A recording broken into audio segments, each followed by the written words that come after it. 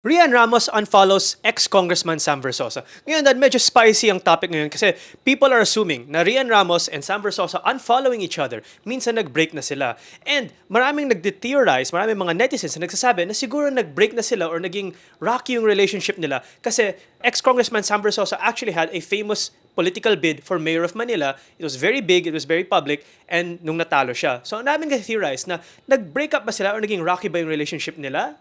Dahil natalo siya sa election. Pero there are other cases of this dad na pinopoint out rin ng mga netizens. For example, si beauty queen at actress na si Diana Meneses also left her husband, ex-congressman Benjo Benaldo, after he lost his congressional seat. May isa pa nga, mas sikat pa nga, si Sharon Cuneta at saka si ngayon Kiko Pangilinan, when he ran for vice president in 2022 at natalo siya, supposedly, at kinonfirm nga ni Sharon Cuneta na nag-separate sila. Ngayon, whether or not these breakups happened dahil natalo yung partners nila sa mga election, syempre hindi natin mako-confirm yun. Pero what we can say at masasabi natin at masasabi rin ng maraming netizens is usually natalo sila tapos biglang naging rocky or naging difficult yung relationship. So, Dad, masasabi mo ba na when it comes to relationships, when it comes to kasi right now mga celebrities and politicians, they're usually linked together, di ba? Kasi politicians usually get big name celebrities, pretty actresses, mga models. Kasi syempre sa Pilipinas ina-assume ng mga babae na kung politiko ka, kung may pork barrel ka, for sure marami silang mabibili mga LV at mga branded things at may security sila kasi syempre dito sa Pilipinas, politicians is equal power and money as opposed to any other profession here. Pero pag natalo nga, baka nagbe-break because nakita nila walang security. Again, these are just theories as to why they broke up. Baka talagang may relationship problems, baka talagang hindi sila compatible. Pero yung common link nga, Dad, is politician, used to be powerful, gets a beautiful model or actress, tapos pag natalo, break up na.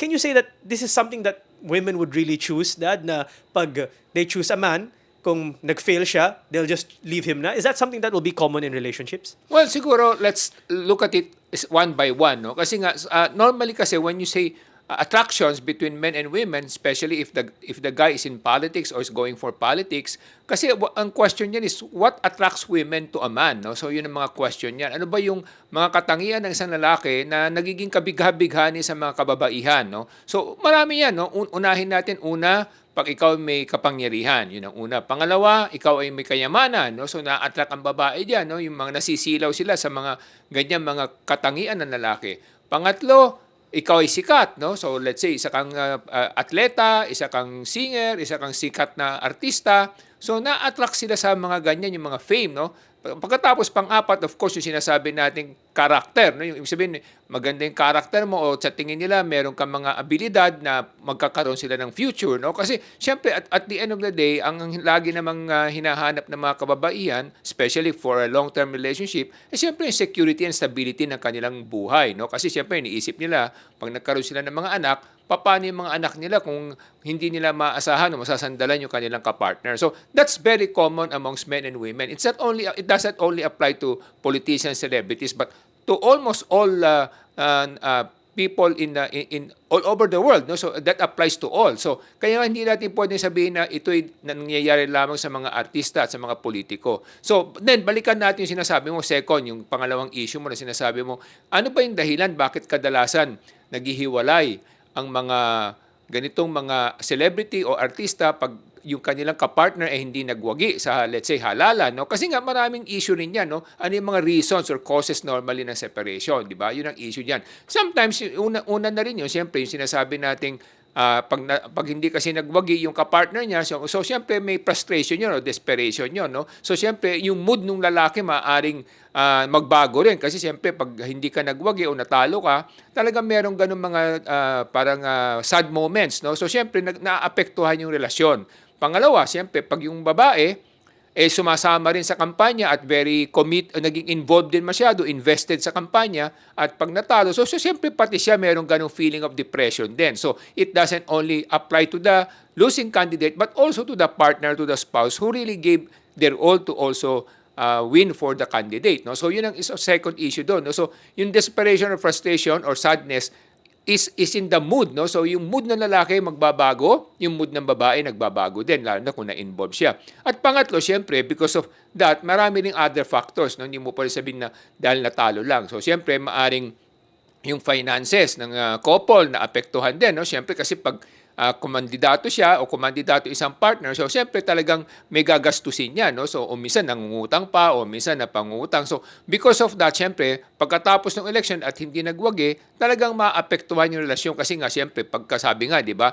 Pagka kumakalam ng sikmura ng mga tao o medyo nababawasan yung kanilang mga pribileyo, talagang naapektuhan yung relasyon ng bawat tao, no? Hindi lang naman yun sa mga mag-asawa, kahit na sa mag-iina, mag-aama, magpipinsan, pag medyo mayroong mga pribileyo na nabawasan o mga binibigay kang nabawasan, so siyempre nagkakaroon yun ng parang sanhi ng hidwaan. So these are very common na not only to politicians and celebrities but to almost all couples or partners na may relasyon. No? So that's why it's very important sometimes sa mga politicians, if they will have a celebrity with them for the campaign, naging partner nila, ang dapat nilang ma-realize na pag hindi sila nagbagi, magkakaroon ng challenge to sa relationship. Hindi talaga may iwasan yun. Magkakaroon ng friction na tinatawag natin. No? Magkakaroon ng lamat yung relasyon. Dahil nga siyempre, kung natalo, ang una, siyempre, yung tingin ng partner mo, parang nabawasan yung paghanga sa'yo. So siyempre, at the end of the day, ang relationship kasi is about maraming factors eh. Sabi nga natin, sometimes love, di ba? It comes from the heart. So, till death do us part, for better or for worse. But that's easier said than done, no? Kasi in reality, in the real life situation, pagka medyo nabawasan yung paghanga sa'yo, nabawasan yung biyaya na nakukuha sa'yo, talagang nagkakaroon ng lamat yung relasyon, no? So, ano na lang yung mag-uugnay doon. So, kung may mga anak, siguro baka mas kinokonsidera yun, ano? Pero depende rin sa mga ugali ng tao. So it's not just to famous people but to almost all of couples that we know.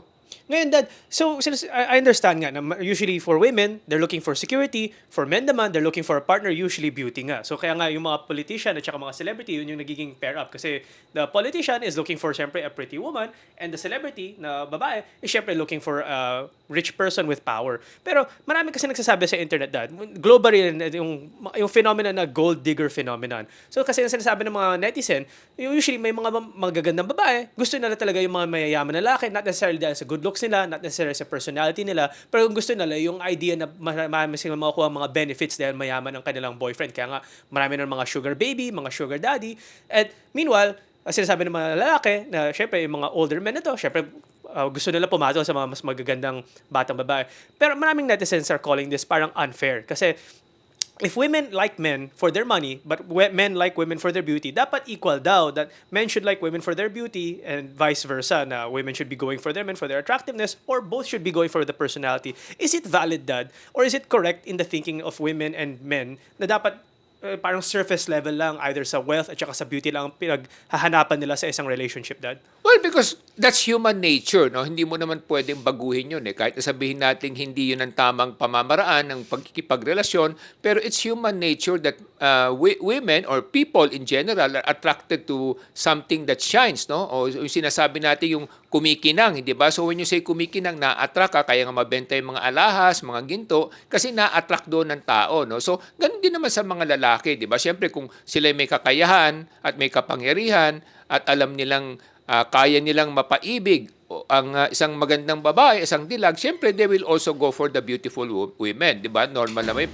Ganun din, kung ikaw yung babae, siyempre, kung maganda ka at maraming nanunuyo sa'yo, siyempre, mas nanaisin mo na ang piliin mo yung medyo mabibigyan ka ng kahit na papano ay karangyaan o mas magandang buhay sa hinaharap, lalo na kung magkaroon kayo ng anak, di ba? Wala rin pinag-iba yan sa mga nag-a-apply sa trabaho, no? For example, kung sabihin natin, may nag-a-apply ng trabaho, let's say accountant yung nag-a-apply ng trabaho, tapos may 5 kumpanya na in-applyan siya, pero yung isang kumpanya doon nag-offer na napakataas na sweldo, no? Napakataas na mga benepisyo. So, siyempre, normally na-attract siya doon, no? Meron naman na nag-a-apply sa mga kumpanya na hindi nga maganda yung pasweldo, pero napakalaki naman ng kumpanya. So, ang nakikita niya, maganda yung kanyang hinaharap. So people are normally attracted to this kind of directions. No? Yung tinatawag nilang, ano yung future nila sa patutunguhan nilang landas. You cannot blame people for choosing that or for doing that. But some naman, some women, of course, and some men, they choose the character, no? Pero siyempre,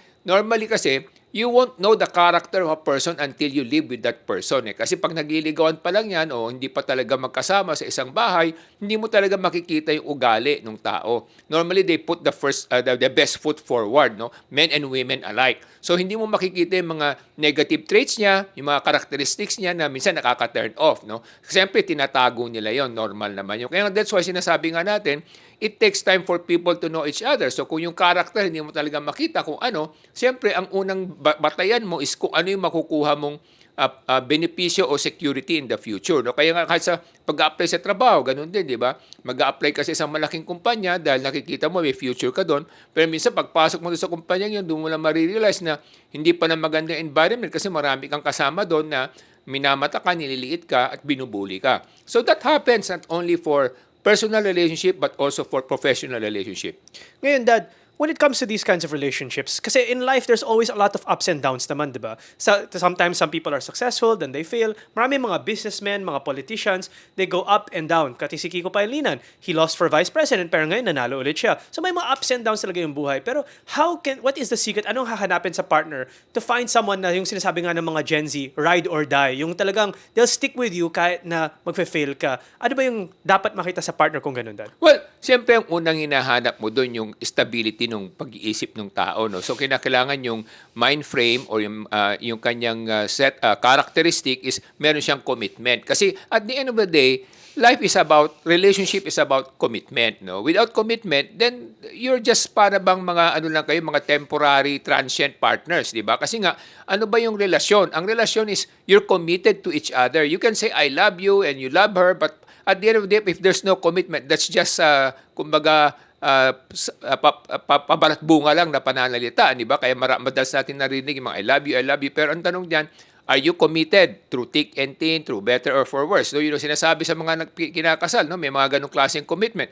But very few can really stick to that commitment, no? So, yun ang challenge doon. So, hinahanap mo yung mga tao o partner o yung mga lalaki o babae man na mayroong commitment. Yung makikita naman sa kanilang karakteristik yun kung meron silang ganong klaseng commitment. Ibig sabihin, marunong silang panagutan ang kanilang mga ginagawa o kanilang sinasabi, di ba? So may mga ganun, kahit nasabi mong may mga palikero o palikera, pero minsan pag nag-commit sila, talaga nagko-commit sila, no? So hindi porke palikero o palikera hindi na marunong mag-commit niyan. Minsan naghahanap rin niya ng kapartner niya na alam niyang committed. Kasi pag naghahanap siya ng committed, then it takes two to tango, di ba? Pero pag isang partner lang committed, yung isa hindi, napakahirap ng relasyon. Kasi nga talagang pagka nagkaroon ng mga negative circumstances, naghihiwalay talaga yan, hindi magkakasundo yan. So, yun ang sinasabi natin, no, when it comes to relationships, ano ba talaga hinahanap mo? Sometimes ang iba, sasabihin nila, I want somebody na kahit na hindi mayaman, hindi gwapo, hindi makapangyarihan, pero alam kong merong patutunguhan, di ba? May sinasabi nga, di ba? May joke diyan na sinasabi natin between a man and a woman, di ba? Ang sinasabi natin, ang isang lalaki ang hinahanap sa isang babae ay isang babaeng walang nakaraan. Ang babae naman ang hinahanap niya sa isang lalaki ay lalaking may patutunguhan o may kinabukasan, hindi ba? So yun ang mga kasabihan diyan. That's why it's very common amongst people and amongst couples na ang hinahanap nila siyempre security, stability, and commitment. So these are the things that people must watch out for when they enter into a personal relationship. Ngayon, makakababayan, kung gusto natin maging mas secure tayo sa ating kinabukasan, ang layunin ng Ilocano Defenders ay itaas ang antas ng edukasyon para sa bawat Pilipino. Kasi kung tumaas ang antas ng edukasyon at gumanda ang edukasyon para sa lahat ng Pilipino gaganda ang trabaho, mas magiging secure ang kanilang buhay at mas marami silang ma-offer rin sa mga future partner at saka sa future wife nila. Ako po ay si Solomon Sai, ang inyong kuya ng bayan. Kung gusto nyong magtagal ang inyong mga relasyon sa buhay, kinakailangan ang pipiliin nyo ay yung mga taong alam nyo magiging committed sa inyo at alam nyo may karakteristik na magiging magpapakita ng commitment at pananagutan sa isang relasyon. Kaya nga sinasabi natin, para mangyari yan, napakahalaga na makapag-aral kayo na maayos o magkaroon kayo ng mga sapat na abilidad para magkaroon kayo ng maayos sa kabuhayan. Kasi kahit na ano pang sabihin ng iba, pag hindi maayos ang kabuhayan ng isang relasyon, talaga nagkakaroon ng lamat yan. Ako po si Michael Sai, yung dad ng bayan.